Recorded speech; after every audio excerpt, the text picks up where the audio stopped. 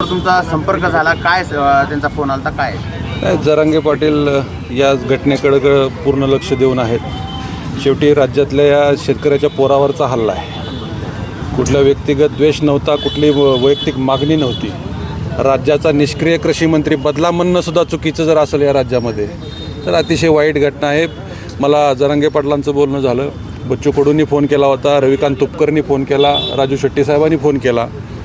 या शेतकरी चळवळीतले सगळे लोक आहेत. जरांगे पाटील कदाचित उद्या मला आणखीन फोन करतील किंवा मग उद्या एका दिवस लातूरला पण ते भेटायला येतील. राज्यातला शेतकऱ्यांच्या पोरांमधला हा संताप आहे.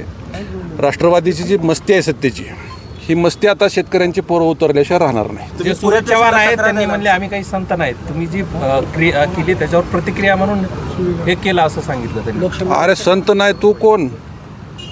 तू संत नाही म्हणजे आम्ही पण शांत नाहीत ना. शेतकऱ्याच्या बाबतीत चुकीची भूमिका मांडणारा कृषी मंत्री या राज्याला भेटला आहे, त्याच्याबद्दल आम्ही बोलायचं नाही. तुला काय अशी ताकद दिली त्या अजित पवारांनी? माझं अजितदादांना आव्हान आहे, असे गुंड सांभाळाल तर राष्ट्रवादी रसातळाला जाईल.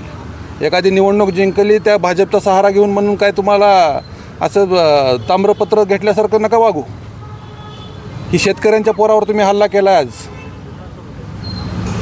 आणि ही शेतकऱ्याची पोरं तुमच्यावर तुमचा माज आणि मस्ती जिरवल्याशिवाय राहणार नाही. मी आता ती प्रक्रिया पुन्हा थोड्या वेळानं करणार आहे. थोडं मला छातीला मार लागलेला आहे, पोटात त्रास होतोय, बोलायला सुद्धा त्रास होतोय.